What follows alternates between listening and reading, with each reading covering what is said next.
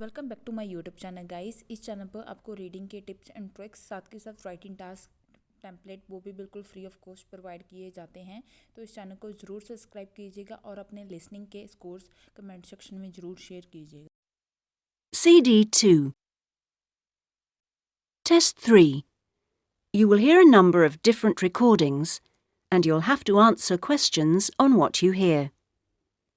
There will be time for you to read the instructions and questions and you'll have a chance to check your work. All the recordings will be played once only. The test is in 4 sections. At the end of the test, you will be given 10 minutes to transfer your answers to an answer sheet. Now turn to Section 1. Section 1. You will hear a conversation between a customer and a salesman at a car showroom. First, you have some time to look at questions 1 to 4.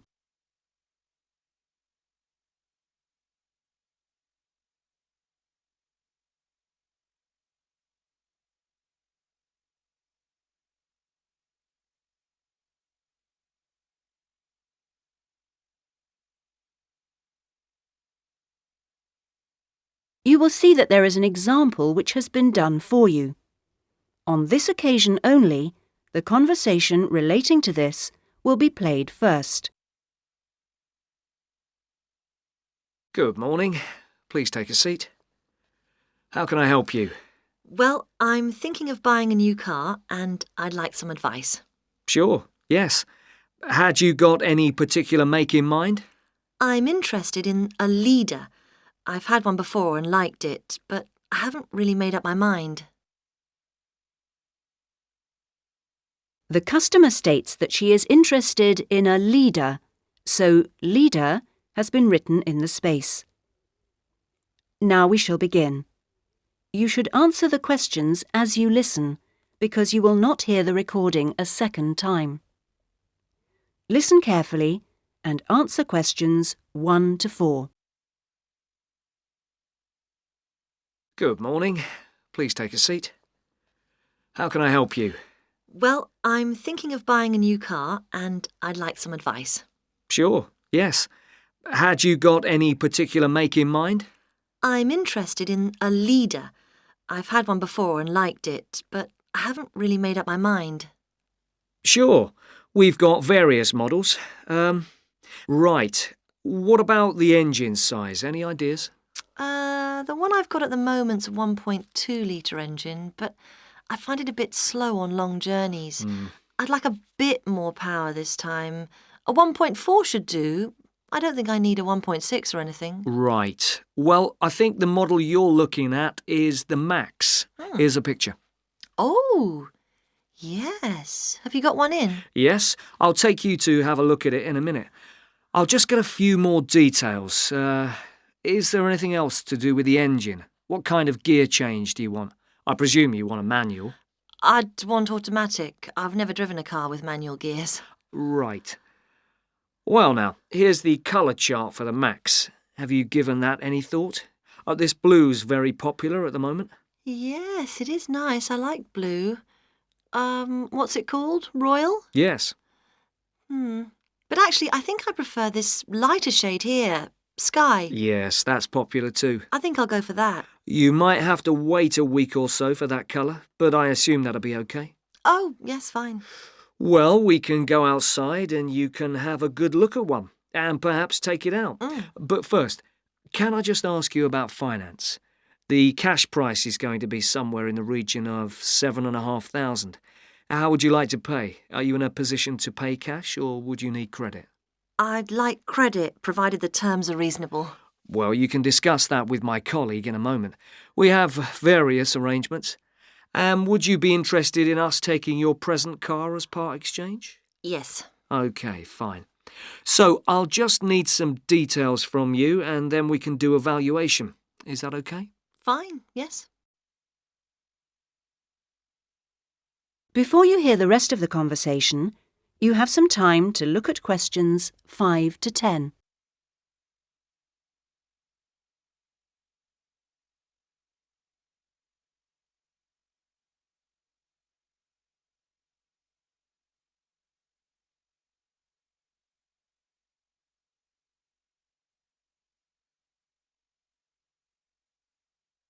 Now listen and answer questions 5 to 10. Could I have your full name? Wendy Harries. That's Harries. And is that Mrs., Miss, Ms? It's Doctor, actually. Oh, right. And your address? 20 Green Banks. Is that green spelled as in the colour? Yes, that's right. OK. Alton. Is that Olton? Not quite. It begins with an A, not an O. Oh, yes, that's in Hampshire, isn't it? That's right. And do you know your postcode? Yes, it's GU8 9EW. Do you have a daytime phone number? Well, I work at the hospital, but it's a bit difficult to get hold of me. I can give you a number just for messages, and then I'll get back to you when I can. Is that okay? That's fine. It's 0798 257 643. Fine. And about the car you have now, what make is it? It's a Conti. Do you know the year or the model name? I think it's 1996, and it's called a lion, like the animal. Then it must be 1994 because they brought out the Fox after that. Oh, right, yes. Mileage, roughly? I'm not sure. I know it's less than 70,000. OK. What colour is it? It's grey, metallic grey. Right. And one last thing. What sort of condition would you say it's in? I'd probably describe it as reasonable. Do you need to see it? It's parked outside. Not at the moment, no. Perhaps you could call in one day next week. That is the end of section 1. You now have half a minute to check your answers.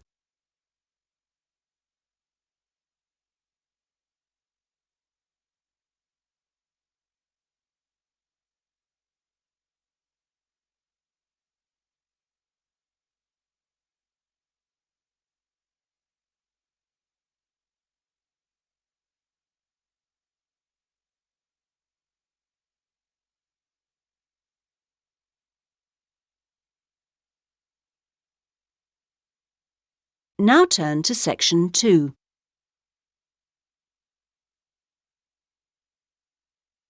Section 2. You will hear an admissions officer from a UK university talking to a group of postgraduate students in a university abroad about applying for a place at his university. First, you have some time to look at questions 11 to 15.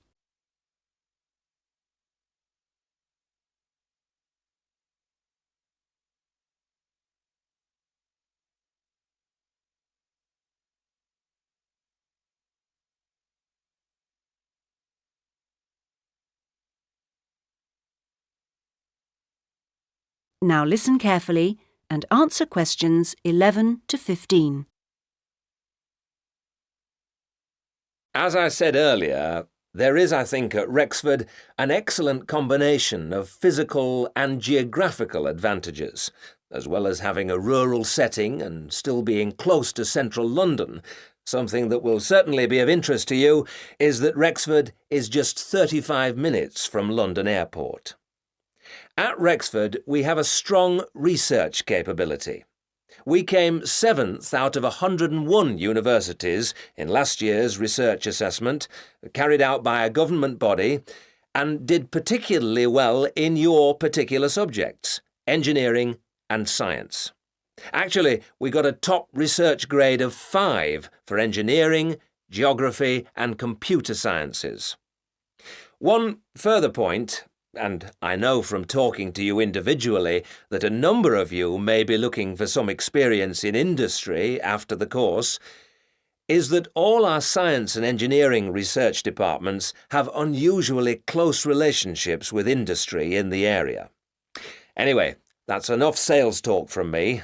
I'll just take a sip of this coffee that's just arrived, thank you, and then I'll say something about what actually happens when you apply.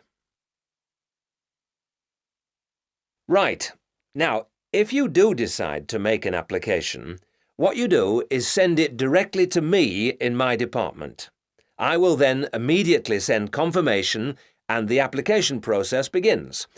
And I'd like to say at this point that you shouldn't worry if this process doesn't work all that quickly. I mean, occasionally there are postal problems, but most often the hold-up is caused by references.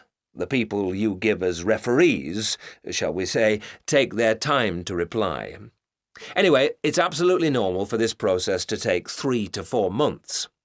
What I do in this period is keep in touch with you and reassure you that things are moving along. One of the ways we've devised to help you decide about applying, as well as later when you've been accepted, hopefully, is to put you in contact with, if possible, a student from your own country who is at present studying with us. What you can do is phone them up, we will of course liaise between you, and discuss your concerns with them. That way you can get an objective opinion of what you can expect if you come to live and study at Rexford. Not only the academic atmosphere, but important details like what the leisure facilities are like, and whether the English weather and food are really as awful as everybody says. No.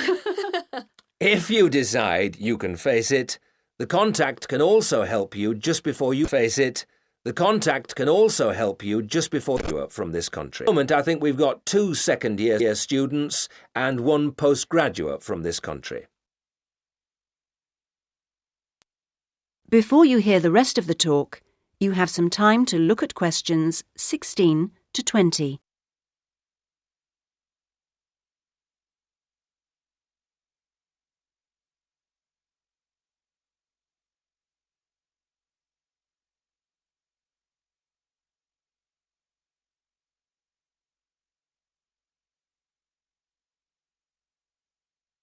Now listen and answer questions 16 to 20.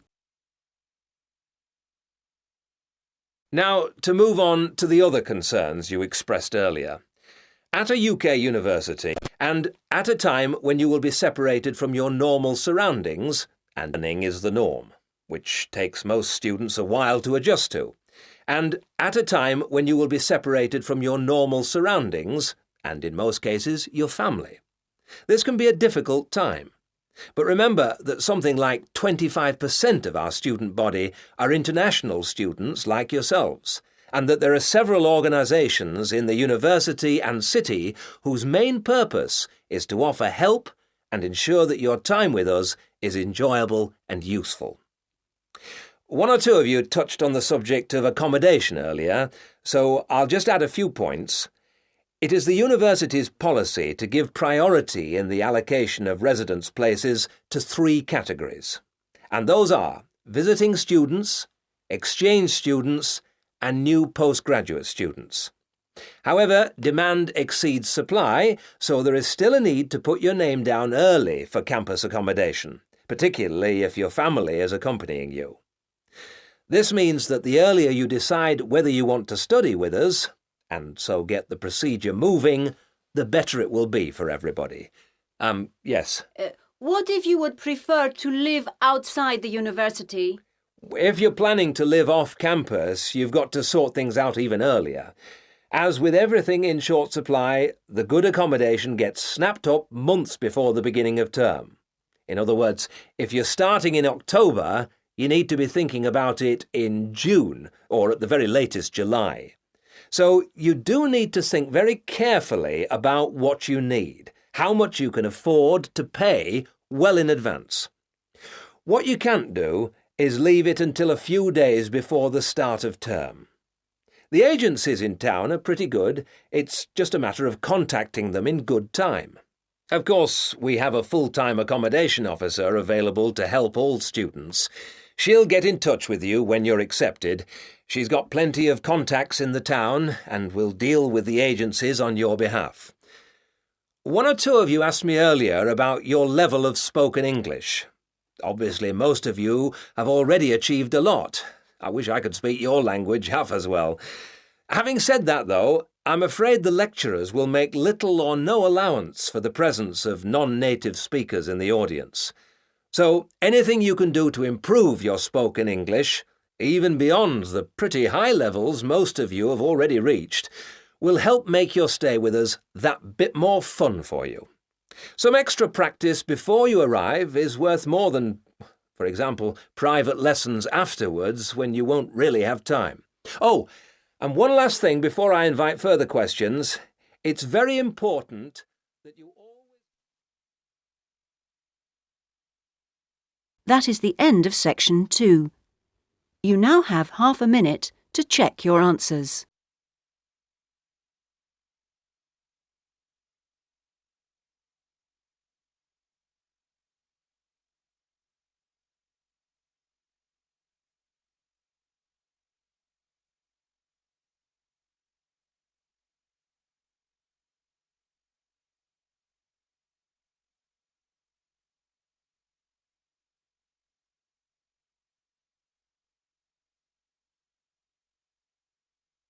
Now turn to section 3.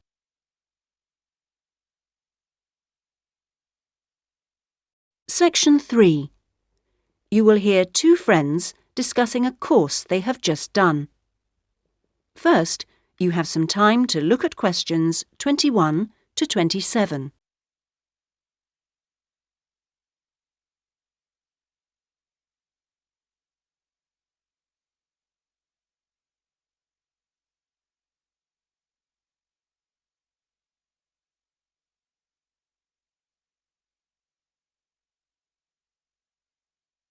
Now listen carefully and answer questions 21 to 27. Oh, Ben, I just remembered I never filled in that form for Nick. Ah. Did you do it? The course feedback form. Yes. If you want, we can do it together. I've got mine here. Is that okay? Yeah. Okay. Let's have a look then. What do we have to do? Let's fill in the top first. Let's see. Course code. It's communication in business. Okay. Communication in business. I do know that, but what's the code? CB16 something. CB162, isn't it? That's it. Okay. And dates. When did we start? I remember my birthday's on May 4th, and it was the day after. It must have been May 5th. Gosh, doesn't seem that long ago, does it? No. And we finish at the end of this week on Friday, so that's July 15th. 16th. Oh. Monday was the 12th. Yeah. Right, that was the easy bit. Now let's have a look. Please give your comments on the following aspects of the course. Okay, what's the first one? Oh, course organisation. What do you think? Clear. It was, wasn't it? Yeah, I think the organisation was clear. Okay, anything else for course organisation? It was a good thing he gave us the course outline at the beginning in the first session. That was useful, so I'll put that down, shall I? Yeah. Now, going on to suggestions for improvement, one thing that wasn't so good, I think we could have done a bit more work at the beginning. I mean, at the beginning, it seemed dead easy. Yeah. I thought it was going to be really easy, and then all of a sudden in the second half of the course, we got a whole load of work. Yeah. Reading to do and essays and things. Yeah, it'd be better if it was more even. Okay, now, course delivery. Does that mean teaching? Yeah, I suppose so. Well, what I thought was really good on this course was the standard of teaching. Actually, I mean, some of the teachers were better than others, Yeah. but the standard generally was fine. Much better than other courses I've been on. Yeah, I agree. Let's put that then. Okay. What about suggestions for improvement? I didn't think it was all that wonderful when we had great, long group discussion sessions that went on for hours and hours. Right. I don't mean we shouldn't have group discussions, just that they shouldn't go on too long. Before you hear the rest of the discussion, you have some time to look at questions 28 to 30.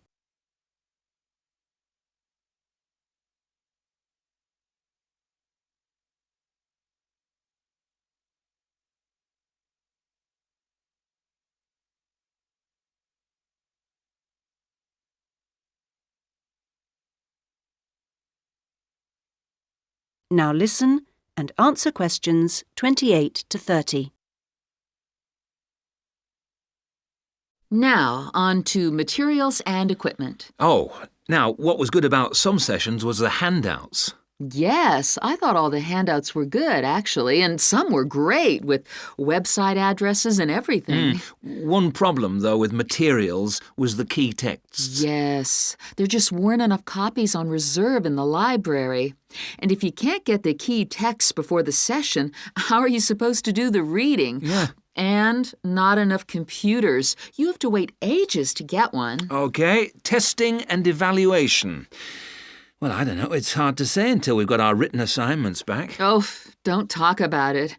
I only got mine in yesterday. It was a real struggle.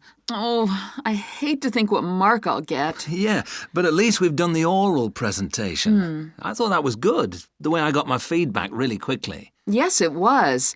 And I liked the way we knew what would be evaluated on. We knew the criteria, so we knew we had to think about clarity, organization, and so on. Yeah, but I'm not so sure about the written work. One thing, I think, is that there's just too much. It's really stressful. Oh, yes, I'd agree. And I don't see why they can't let us know the criteria they use for marking. The written assignments, but he told us. No, for the final exams. What are they looking for? What are the criteria? What makes a pass or a fail? Yeah, I never thought of that. It'd be really useful. Okay, any other comments? I thought student support was excellent. Yeah, me too. Okay, excellent. Other comments? No, I can't think of anything else. Nor me. Okay, so that's done. Thanks, Ben. No, thank you. That is the end of section 3. You now have half a minute to check your answers.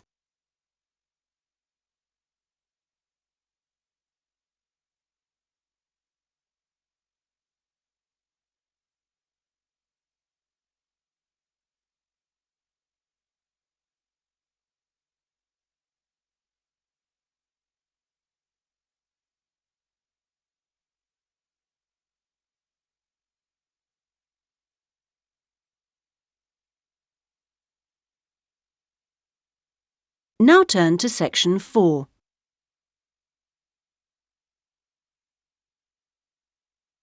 Section 4. You will hear a student giving a presentation about a project on household waste recycling.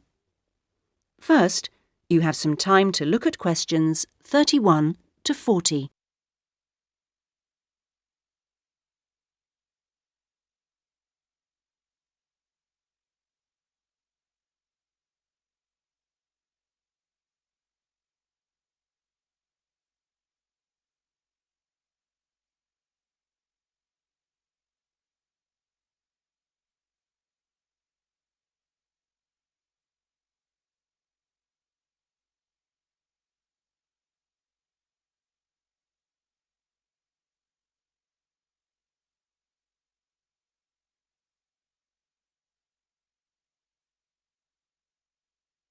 Now listen carefully and answer questions 31 to 40.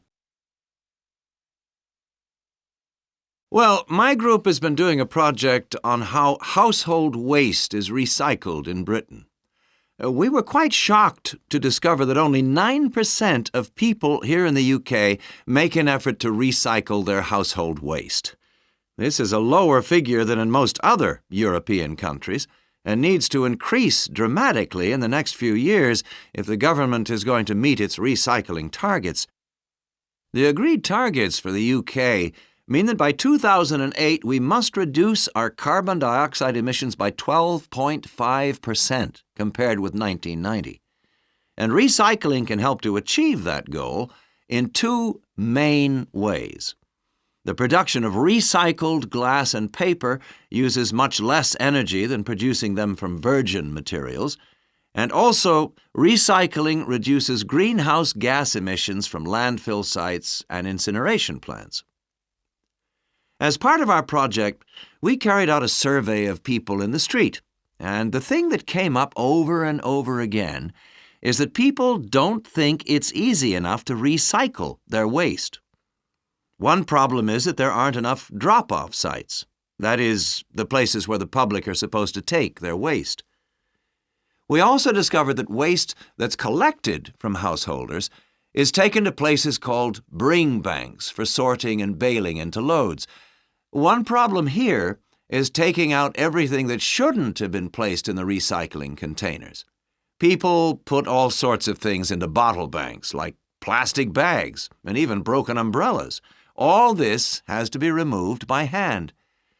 Another difficulty is that toughened glass used for cooking doesn't fully melt at the temperature required for other glass, and so that also has to be picked out by hand. Glass is easy to recycle because it can be reused over and over again without becoming weaker. 2 million tons of glass is thrown away each year. That is 7 billion bottles and jars. But only 500,000 tons of that is collected and recycled.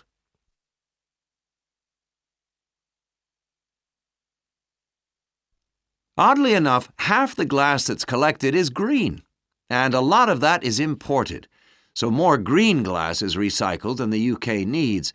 As a result, new uses are being developed for recycled glass, particularly green glass. For example, in fiberglass manufacture and water filtration.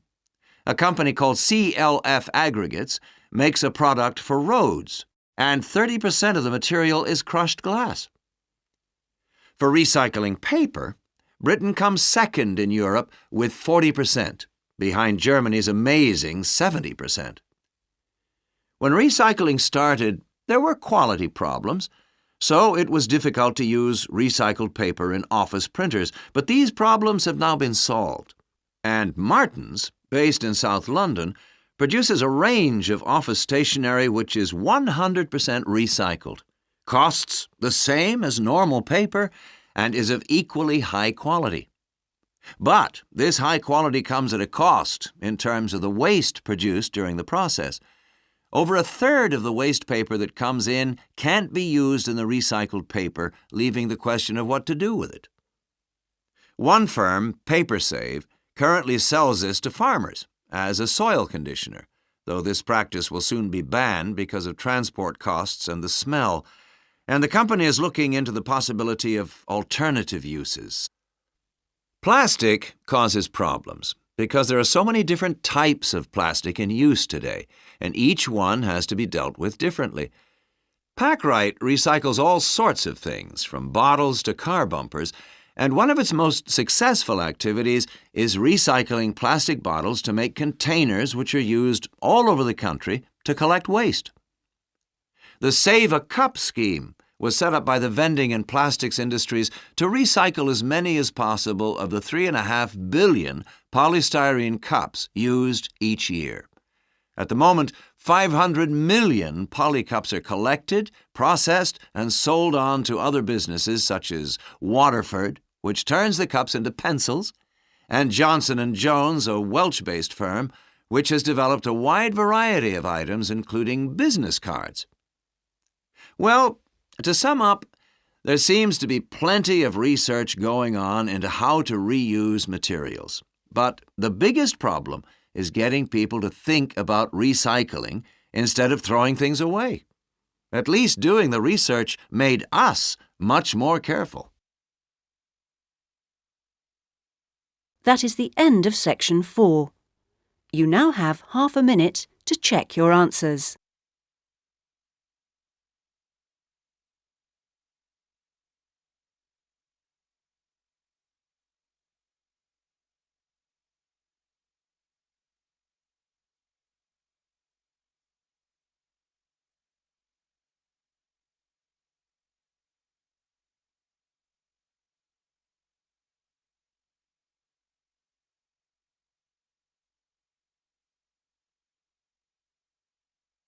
That is the end of the listening test.